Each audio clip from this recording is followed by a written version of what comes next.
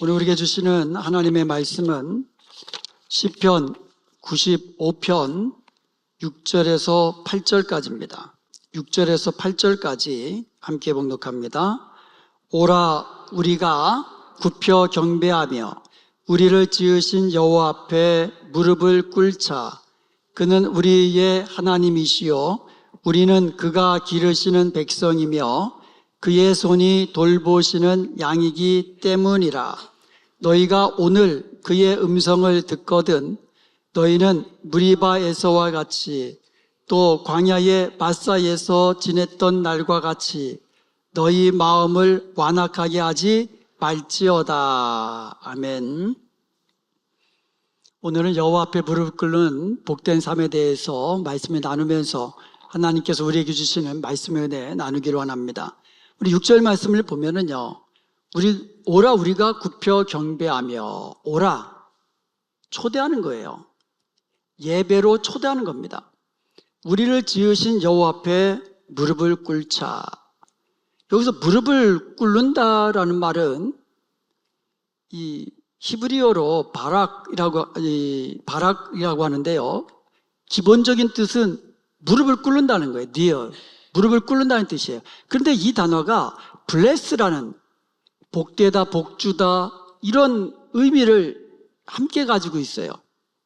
그러니까 하나님 앞에 무릎을 꿇는 사람이 하나님께서 주시는 복을 누리는 방법인 것을 이 단어에서 우리에게 알려주고 계시는 겁니다.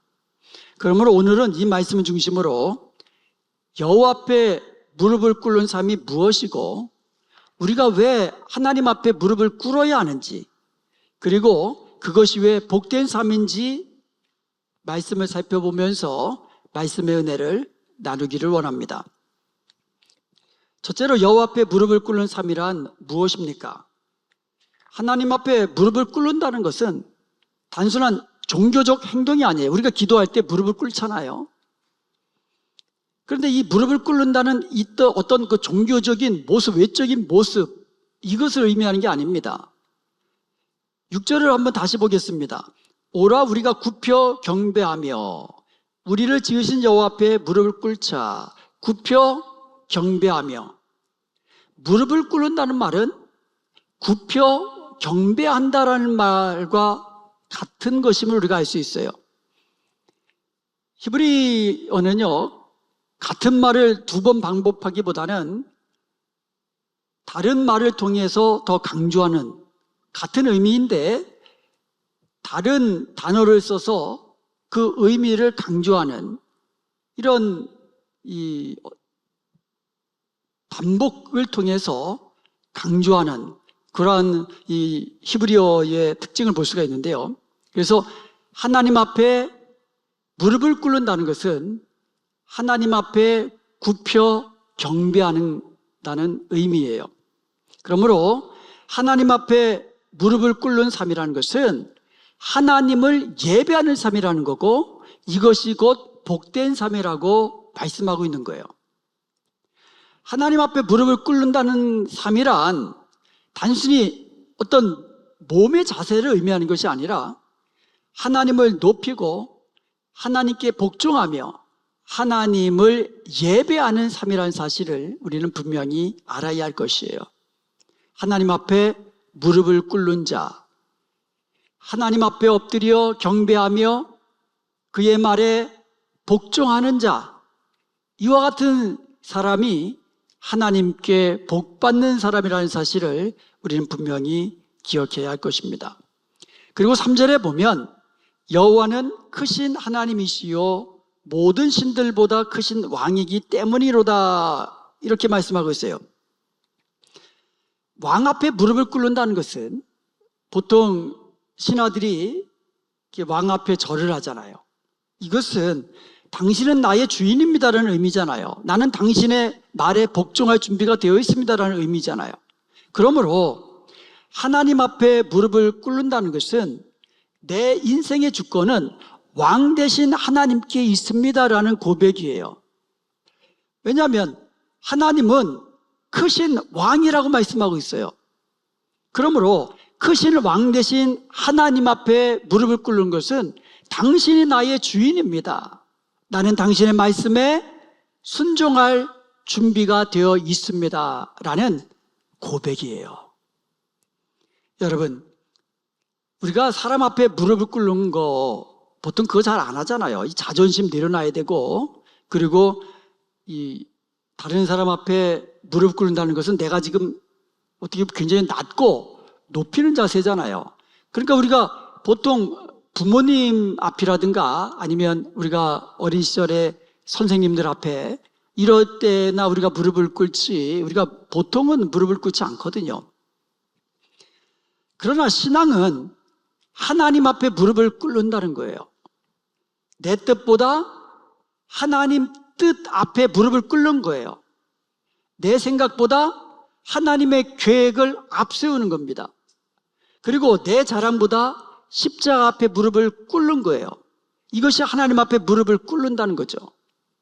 오직 하나님의 말씀을 들으며 그 말씀 앞에 순종하면서 그분께만 예배하는 삶, 이것이 바로 하나님께 무릎 꿇는 사람의 모습인 것입니다. 이게 복되다는 거예요.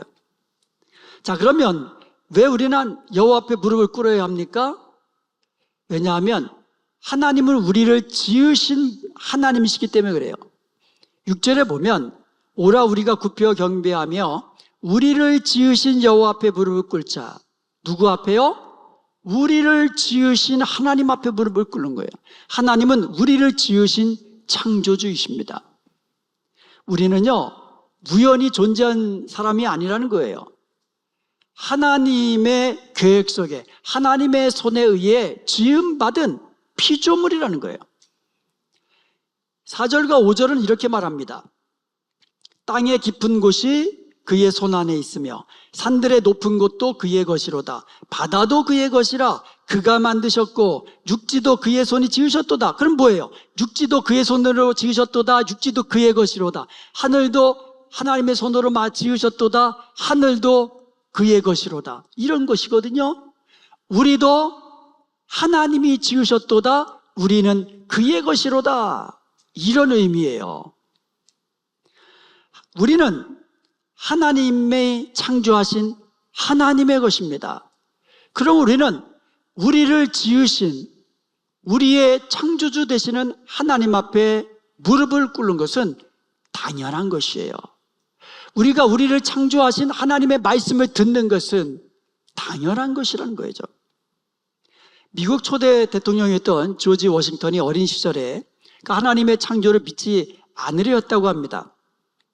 그래서 하루는 이제 부모님이 이제 뒷동산에다 꽃씨를 뿌려가지고 이 조지라는 글자를 이제 만든 거예요. 그러니까 시간이 지나서 꽃들이 피어나니까 조지라는 글이 선명하게 보이기 시작한 겁니다. 그때 부모님이 이제 이 조지 워싱턴을 데리고 그것을 보여준 거죠. 그러면서 이렇게 이야기합니다. 참 신기하지. 저절로 이렇게 되었단다. 그러니까 이 조지 워싱턴이 얘기하는 거예요. 아니, 이게 어떻게 저절로 됩니까? 누군가 만들었겠지요. 그때 부모가 말했습니다. 작은 꽃밭도 누군가 만든 사람이 필요한데 하물며 이 광활한 우주를 어떻게 만드신 분이 없겠느냐. 이 광대한 우주가 어떻게 저절로 되었겠느냐. 이 말을 들은 워싱턴은 하나님의 창조자 하나님을 인정하게 되었다고 합니다. 여러분, 우리는 우연히 어쩌다가 이 땅에 난 존재가 아니라 하나님의 손에서 하나님께 지음받은 하나님의 것임을 믿으시기 바랍니다. 그때 우리는 하나님께서 우리를 지으셨기에 우리에게 필요한 모든 것을 풍성히 공급하시는 우리의 창조주 하나님인 것을 믿게 되는 거예요. 우리를 지으신 창조주 하나님의 목적을 알고 그 목적대로 행하는 하나님의 사람이 될 때에 그 사람이 바로 하나님께 복된 자인 것을 믿으시기 바랍니다. 우연히 태어난 자다고 믿는 사람은 어떤 하나님의 창조의 목적을 알지 못하기 때문에 자기 뜻대로 살아가는 거예요. 그렇지만 우리를 지으신 창조자 하나님의 목적과 계획을 우리가 안다면 그 뜻대로 살아가는 복된 하나님의 사람이 될 수 있다는 것입니다. 우리는 왜 하나님 앞에 무릎을 꿇어야 됩니까? 하나님은 우리의 구원의 반석이시기 때문에 그렇습니다.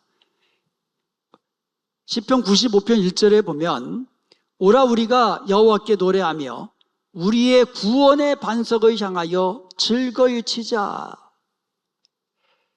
하나님은 우리가 마음대로 막 집어 던질 수 있는 조그만 돌이 아니고 누구도 옮길 수 없는 반석이신 거예요. 누구도 어찌할 수 없는 구원의 반석이라고 말씀하고 있습니다. 흔들리지 아니하시고 변하지 아니하시는 반석이십니다. 모든 것은 변해요. 세상도 변하고 사람도 변하고 환경도 변하고 다 변합니다. 그렇지만 하나님은 변치 않으시고 하나님은 흔들리지 아니하십니다. 시편 62편 2절에 다윗은 이렇게 고백합니다. 오직 그만이 나의 반석이시요 나의 구원이시요 나의 요새이시니 내가 크게 흔들리지 아니하리로다. 아멘. 하나님이 우리의 구원이시고 반석이시라는 거예요. 구원의 반석이시라는 겁니다. 그러므로 하나님께 소망을 둔 자 흔들리지 아니하는 거예요. 하나님 안에서 하나님을 바라보며 믿음으로 살아가는 자들 조금은 요동할 수는 있겠지만 크게 흔들리지 않은 거예요. 왜냐하면 하나님은 우리의 구원의 반석이시기 때문인 것입니다. 그렇기 때문에 우리는 하나님께 소망을 두고 하나님 앞에 무릎을 꿇는 자가 되어서 하나님 안에서 흔들리지 않는 그와 같은 이 믿음으로 하나님께 나아가는 복된 저와 여러분이 되시기를 주님의 이름으로 축원드립니다. 굳건한 반석 되시는 우리 주님께 구원의 소망을 들고 흔들리지 않는 믿음으로 살아가는 사람, 그 사람이 복된 사람이에요. 그러면 또 우리가 왜 하나님 앞에 무릎을 꿇어야 될까요? 하나님은 우리를 돌보시는 목자이시기 때문입니다. 오늘 본문 7절에 보니까 그는 우리의 하나님이시요 우리는 그가 기르시는 백성이며 그의 손이 돌보시는 양이기 때문이라 라고 말씀하고 있어요. 하나님은 우리를 창조하신 것으로 끝나신 분이 아니에요. 우리를 창조하신 이후에도 계속해서 돌보시는 하나님이시라는 거예요. 목자가 자기 양떼들을 돌보듯이 하나님은 하나님의 손으로 지으신 우리 하나님의 백성들, 우리들을 돌보시고 계시는 거예요. 양은 스스로 살 수 없습니다. 그래서 목자가 없으면요, 양은 방향 감각이 없어서 쉽게 길을 잃어버립니다. 그래서 다윗은 말합니다. 여호와는 나의 목자시니 내게 부족함이 없으리로다. 하나님이 목자 되어주시는 인생은 부족함이 없는 인생이라는 거예요. 왜냐하면 하나님이 우리의 목자 되어주셔서 우리를 돌봐주시기 때문에 그래요. 우리의 필요한 것을 공급해 주시기 때문인 것입니다. 우리의 길을 앞서서 행하시며 인도해 주시기 때문이라고 말씀하는 겁니다. 양은 스스로 돌볼 수 없습니다. 양은 스스로를 지킬 수 없습니다. 그렇지만 목자의 음성을 듣고 목자를 따라 가기만 하면 모든 것이 충족되고 안전함을 누리게 됩니다. 그러므로 하나님이 우리를 돌보시는 목자 되신 하나님이심을 믿고 그의 음성을 듣고 순종하는 그 앞에 무릎을 꿇는 복된 성도가 되시기를 주님의 이름으로 축원드립니다. 아멘. 이처럼 우리가 하나님 앞에 무릎을 꿇는 자, 하나님 앞에 엎드려 경배하며 하나님의 음성을 듣고 하나님께 순종하며 하나님을 따르는 자가 복되다는 것을 우리는 살펴보았습니다. 그런데요, 동시에 반대로 그 마음이 완악해져서 하나님의 음성을 듣지 아니하면 어떻게 되느냐? 거기에 대해서 경고를 하고 있다는 거예요. 시편 95편 7절 마지막 부분에서 8절까지 보면은요, 너희가 오늘 그의 음성을 듣거든. 오늘이라는 시간 속에서 하나님의 음성을 들을 때에 너희는 무리바에서와 같이 또 광야의 마사에서 지냈던 날과 같이 너희 마음을 완악하게 하지 말지어다. 경고하고 있는 거예요. 이스라엘이요, 광야에서 하나님의 말씀을 듣지 않았어요. 마음이 완악해져서. 여러 번 그랬잖아요. 그때처럼 오늘 너희도 하나님의 말씀, 하나님의 음성을 듣거든. 그때처럼 마음이 완악해져 가지고 하나님의 음성을 듣지 못하는 그와 같은 그 결과 하나님의 진노 아래 정말 고통을 당했잖아요. 그런 인생을 살지 말라고 경고하고 있는 겁니다. 이스라엘은 광야에서 하나님의 기적을 맛보았습니다. 홍해가 갈라졌습니다.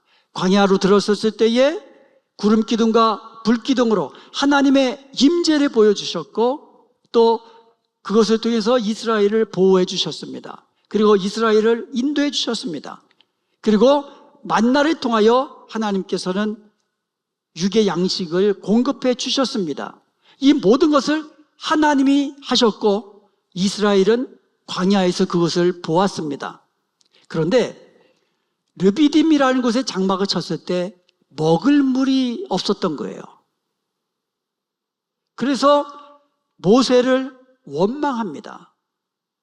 조금 지나면 돌로 모세를 칠 기세예요. 돌을 들어 모세를 죽이려까지 한 거예요. 물이 없다고. 그러자 모세가 하나님께 부르짖어 기도합니다.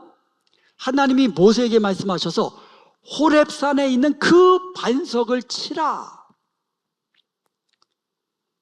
호렙산에 있는 그 반석을 치게 하시고 이스라엘은 그 반석에서 솟아나는 물을 통해서 물을 공급받을 수 있게 되었습니다. 출애굽기 17장 7절에서 모세가 그곳 이름을 마사 또는 무리바라 부른 거예요. 르비딤이라는 곳인데 이런 일련의 사건을 통해서 뭐라고 이름을 붙였느냐? 마사 또는 무리바다. 이는 이스라엘 자손이 다투었으며 또는 그들이 여호와를 시험하여 이르기를 여호와께서 우리 중에 계신가 안 계신가 하였음이라. 여러분, 무리바라는 말은 다투다라는 의미예요. 민수기 20장 13절에 보면 이스라엘 자손이 여호와와 다투었으므로 이를 무리라 하니라. 물이 없자 모세만 원망한 게 아니에요. 하나님과 다투었다라고 말씀하고 있는 겁니다. 이스라엘은 하나님의 기적을 보았음에도 불구하고 물이 없자 하나님과 다툰 거예요. 마사는 시험하다라는 뜻입니다. 이스라엘은 하나님이 과연 우리 중에 계신가 시험하고 하나님을 의심한 거예요. 그 기적을 보았음에도 물이 없자 하나님을 다투고 무리바, 하나님을 시험하고 하나님을 의심하고 마사. 그래서 모세가요, 르비딤을 마사, 무리바 이렇게 불러버린 거예요. 좋은 이름은 아니죠. 문제는 환경이 아니라 마음이었어요. 무릎을 꿇지 않는 마음은 결국 하나님과 다투게 됩니다. 하나님을 시험하게 됩니다. 하나님을 의심하게 됩니다. 이것이 무리바요 마사입니다. 물은 얻었지만 하나님을 시험하고 하나님을 의심하고 하나님과 다툰 이스라엘이 된 거예요. 그러나 하나님 앞에 엎드리는 사람은 불평 대신에 감사하게 되고요, 원망 대신에 하나님을 찬송하게 되고요, 괴로운 순간에, 어려운 순간에, 고난의 순간에 무릎을 꿇는 하나님의 복받은 자가 되는 것이에요. 그래서 하나님 앞에 무릎을 꿇는 백성이 복된 사람입니다. 왜냐하면 하나님의 음성을 듣고 순종하는 사람이고 하나님 앞에 예배하는 사람이기 때문인 것입니다. 사랑하는 여러분, 오늘 시편 기자는 우리에게 말씀합니다. 오라, 우리가 굽혀 경배하며 우리를 지으신 여호와 앞에 무릎을 꿇자. 하나님 앞에 무릎을 꿇는 자는 패배의 삶이 아니라 복된 삶이에요. 하나님이 복 주시는 삶은 하나님 앞에 무릎을 꿇는 삶이에요. 하나님의 말씀을 듣고 순종하며 하나님 앞에 엎드려 예배하는 삶이 복된 삶이에요. 그러므로 우리는 하나님을 원망하고 불평하고 하나님 앞에 무릎을 꿇지 않고 하나님의 음성을 듣지 않는 완악한 마음을 가진 자가 아니라 하나님 앞에 엎드려 하나님 말씀하여 주옵소서, 하나님의 음성을 듣고 순종하며 예배하는 자가 되십시다. 그리하여서 하나님께서 우리를 지으신 창조주 하나님이, 그리고 우리를 붙드시며 우리를 지키시는 반석이신 하나님이, 그리고 오늘도 우리를 돌보시는 선한 목자 되신 하나님이 우리를 돌보시고 지키시고 인도하시는 그 축복을 날마다 누리며 사는 복된 저와 여러분 되시기를 주님의 이름으로 축원드립니다.